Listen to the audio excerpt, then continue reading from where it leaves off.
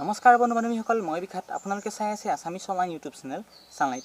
বন্ধু-বান্ধৱীসকল, আজি মই যিটো ভিডিঅ' বনাবলৈ গৈছোঁ হয় ভাবোঁ এই ভিডিঅ'টো আপোনালোকৰ বাবে নিশ্চয় হেল্পফুল ভিডিঅ'। আহক এতিয়া ভিডিঅ'টো আৰম্ভ কৰোঁ। বন্ধু-বান্ধৱীসকল, যিখিনি ষ্টুডেণ্টে Krishnakanta Handiqui state of university new admission কৰিছে তেওঁলোকক মই যথেষ্ট ধন্যবাদ জনাইছোঁ তেওঁলোকে এডমিশ্যন কৰাৰ বাবে। তেওঁলোকে যদি ডিগ্ৰী, ডিপ্ল'মা আৰু চাৰ্টিফিকেট কোৰ্চ কৰিছে তেতিয়াহ'লে ভিডিঅ'টো নোকোৱাকৈ স্কিপ নকৰাকৈ চাই থাকিব। তেওঁলোকে এডমিশ্যন ছাকচেছফুল পে'মেণ্ট কৰিলে সকলোবোৰকে এডমিশ্যন হ'ল। আজি মই ভিডিঅ'টো কিছুমান কথা ক'বলৈ গৈছোঁ, এই কথাখিনি আপুনি যদি মিছ কৰে আপুনি এডমিশ্যন ছাকচেছফুল নহ'বও পাৰে। সেই কথা কেতিয়া নাপাহৰিব। আহক এতিয়া ভিডিঅ'টো মাজলৈ। বন্ধুসকল, যিহেতু তেওঁলোকৰ এটা প্ৰব্লেম হয়, তেওঁলোকে এডমিশ্যন কৰিলে তেওঁলোকে আইডি কাৰ্ডটো কেনেকৈ লাভ কৰিব। আজি মই ভিডিঅ'টো সকলো কথা জানিম কেনেকৈ আইডি কাৰ্ডটো লাভ কৰিব।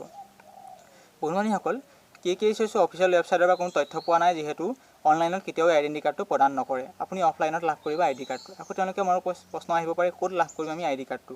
তেওঁলোকে বিশেষকৈ লাভ কৰিবলৈ তেওঁ ষ্টাডি চেণ্টাৰত যাব লাগিব। ষ্টাডি চেণ্টাৰ বিশেষকৈ আপুনি যিটো ষ্টাডি চেণ্টাৰ চিলেক্ট কৰিছে এক্সাম দিওঁতে, আপোনাৰ এডমিশ্যন লওঁতে যিটো ষ্টাডি চেণ্টাৰ চিলেক্ট কৰিছে সেই ষ্টাডি চেণ্টাৰতে লাভ কৰিব আপোনালোকৰ আইডি কাৰ্ডটো। সেইবাবে আপুনি ডিচেম্বৰ মাহৰ ভিতৰত আপোনালোকে লাভ কৰিব এই আইডি কাৰ্ডটো। সেই কথা কেতিয়াও নাপাহৰিব। আৰু যদি আপোনালোকে এতিয়ালৈকে এডমিশ্যন যদি কৰা নাই তেতিয়াহ'লে আপুনি এডমিশ্যনটো নিশ্চয় কৰি ল'ব, যদি বিচাৰিছে Kkhsou এডমিশ্যন কৰিবলৈ। অলৰেডি ডেট এক্সটেণ্ড কৰা হৈছে।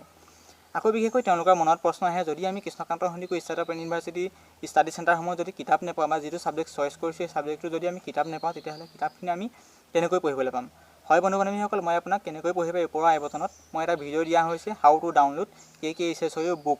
সেই ভিডিঅ'টো চাই পেলাই আপুনি নিজৰ মোবাইলতে কিতাপখিনি ডাউনলোড কৰি ঘৰতে বহি পঢ়ি থাকিব পাৰিব। আকৌ বিশেষকৈ তেওঁলোকৰ মনত প্ৰশ্ন আহে, বিশেষকৈ তেওঁলোকে ষ্টাডি চেণ্টাৰসমূহ চিলেক্ট কৰিলে ছাকচেছফুলি তেওঁলোকে পে'মেণ্ট কৰিলে সকলো কাম হ'ল। তেওঁলোকে যদি পে'মেণ্ট কৰাৰ পাছত তেওঁলোকে আকৌ কেঞ্চেল কৰিব পাৰিবনে এডমিশ্যনটো। বন্ধু-বান্ধৱীসকল, ইয়াৰ সন্দৰ্ভত মই কোনো ধৰণৰ তথ্য পোৱা নাই এতিয়ালৈকে। আপুনি যদি বিশেষ জানিব বিচাৰিছে, প্ৰব্লেম হৈছে, তেতিয়া আপুনি ষ্টাডি চেণ্টাৰত যাব, লগতে আপুনি Kkhsou হেল্পলাইনত ফোন কৰি আপুনি সকলো তথ্য জানিব পাৰিব। আকৌ বিশেষকৈ তেওঁলোকৰ এটা প্ৰব্লেম হয় কি, তেওঁলোকে ছাবজেক্টটো চিলেক্ট কৰিলে, ছাবজেক্টটো চিলেক্ট কৰাৰ পাছত সেই ছাবজেক্টটো তেওঁলোকে চেঞ্জ কৰিব বিচাৰিছে বা তেওঁলোকে সেই ছাবজেক্টটো নিবিচাৰিছিলে, তেতিয়াহ'লে তেওঁলোকে সেই ছাবজেক্টটো চইচ কৰিব পাৰিব নোৱাৰে, চেঞ্জ কৰিব পাৰিব নোৱাৰে। বন্ধু-বান্ধৱীসকল, মই ইয়াৰ ক্ষেত্ৰত মই ছাজেশ্যন দিম, আপুনি ষ্টাডি চেণ্টাৰত কথা পাতিব, ষ্টাডি চেণ্টাৰ সকলো তথ্যখিনি দিব, লগতে আপুনি হেল্পলাইনতো ফোন কৰিব, ইয়াৰ সমস্যা সমাধান কৰিব পাৰিব।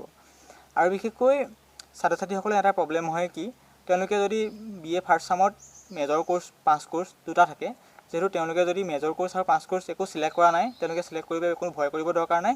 যিহেতু আপুনি থাৰ্ড ছেমত আপুনি 5 কোৰ্চ লৈ মেজৰ কোৰ্চ লৈ অট'মেটিক আপুনি চিলেক্ট কৰিবলৈ অপশ্যন পাব।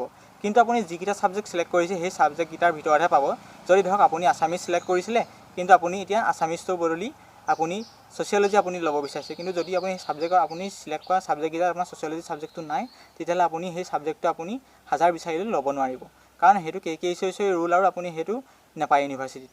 আপুনি যিটো প্ৰথম এডমিশ্যন কৰোঁতে চিলেক্ট কৰিছিলে, চিলেক্ট কৰাৰ ভিতৰতহে আপুনি মেজৰ কোৰ্চ ল'ব পাৰিব। সেই কথা কেতিয়াও ভুল নকৰিব আৰু কেতিয়াও আপুনি সেইটো প্ৰব্লেম নপৰিব। এতিয়াই আপোনালোকে সমস্যাটো সমাধান কৰি ল'ব আগতীয়াকৈ। আকৌ কাৰোবাৰ মনত প্ৰশ্ন আহিব পাৰে, আমি ফৰ্মখন ছাবমিট নকৰোঁ, ছাবমিট নকৰিলে কিবা প্ৰব্লেম হ'ব নেকি। বন্ধু-বান্ধৱীসকল, ছাবমিট নকৰিলে একো প্ৰব্লেম নাই, যিহেতু অনলাইনত আপোনাৰ কাম হৈ গ'ল, আপোনাৰ এডমিশ্যন ছাকচেছফুলি হৈ গ'ল।